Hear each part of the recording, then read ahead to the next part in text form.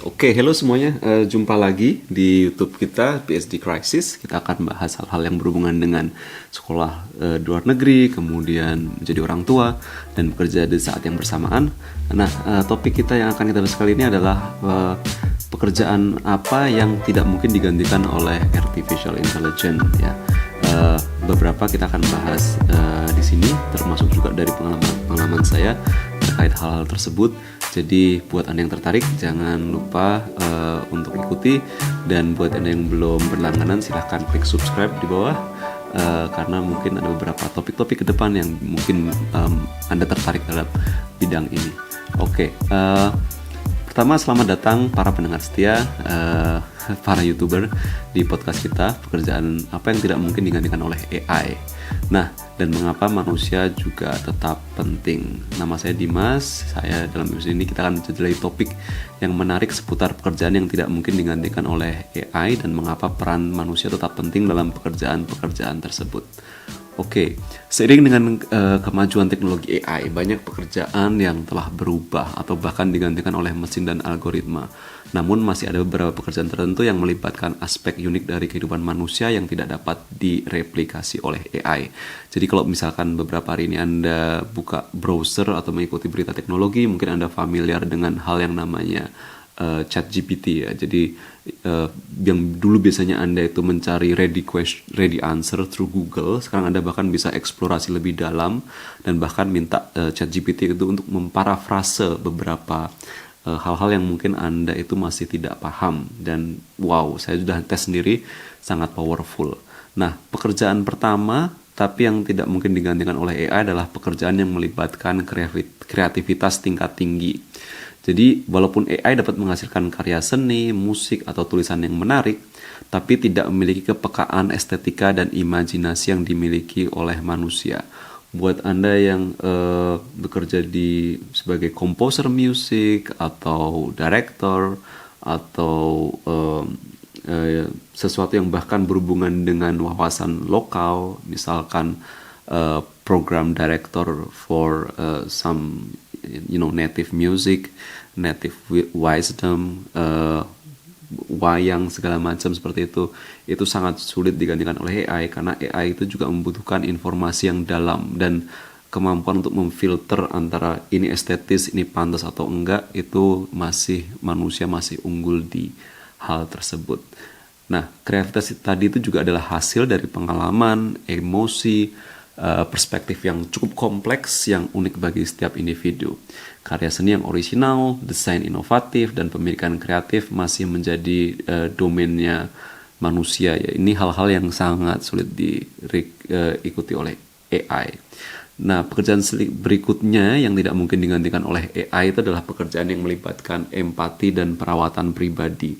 Jadi di AI itu ada yang namanya Artificial Narrow Intelligence atau ANI dan Artificial General Intelligence.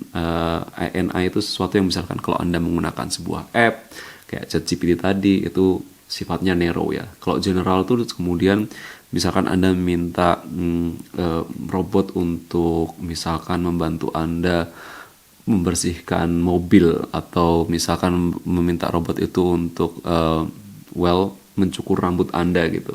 Nah, itu sesuatu yang human itu masih sangat kuat dan tidak bisa ditirukan oleh AI. Walaupun mungkin beberapa tahun ke depan akan bisa terjadi hal seperti itu ya. Tapi misalkan pekerjaan seperti dokter atau perawat atau some assistants itu membutuhkan kemampuan untuk memahami dan merespon di kondisi emosional pasien dengan baik.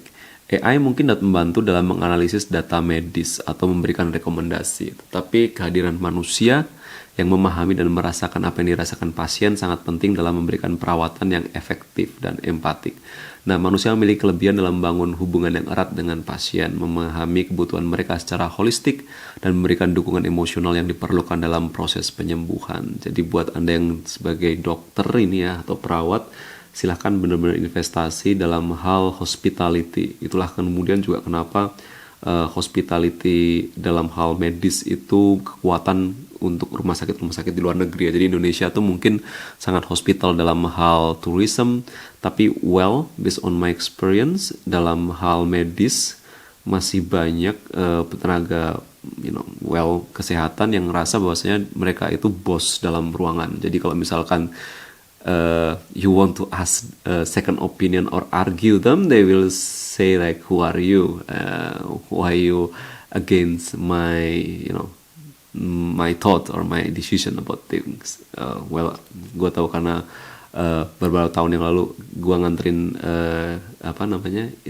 orang tua saat mereka sakit lumayan kronis di rumah sakit ya. Jadi dokternya itu sangat, nggak semua, dari beberapa dokter sangat oke, tapi it's hard to against their thought, itu dia. Nah, selain itu pekerjaan yang melibatkan hubungan interpersonal yang mendalam dan kompleks juga tidak mungkin digantikan oleh AI. Soal misalkan penasehat, konselor, mediator.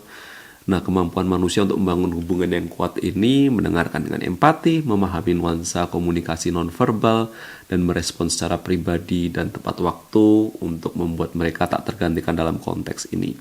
Jadi AI mungkin dapat memberikan saran atau solusi berdasarkan algoritma yang mereka miliki, tapi manusia memiliki kepekaan terhadap perasaan dan kebutuhan unik setiap individu. Sehingga mereka dapat membantu memecahkan masalah dan menemukan solusi yang relevan dan bermanfaat. Itu dia.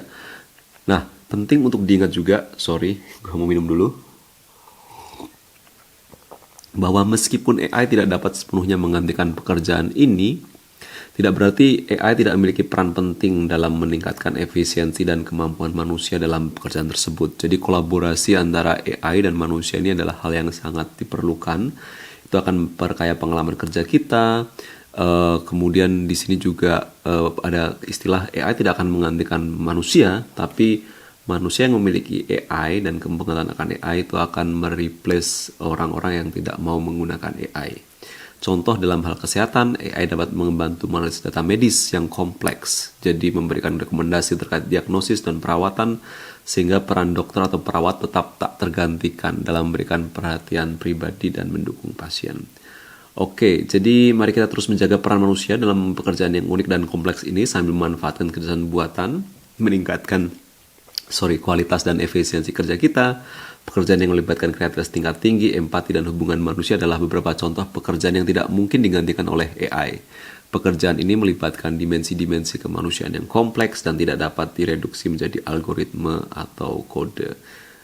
Oke, mungkin itu. Terima kasih udah dengerin podcast untuk hari ini, episode terkait dengan pekerjaan yang tak mungkin digantikan oleh AI. Kita harap Anda menikmati konten ini dan mendapatkan wawasan yang berharga.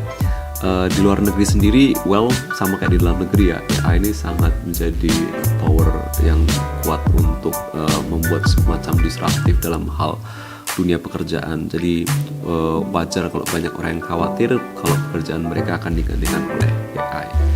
Oke, itu dulu. Sampai jumpa dan jangan lupa untuk berlangganan kalau Anda tertarik dengan topik-topik berikutnya terkait hal ini. Terima kasih dan sampai jumpa.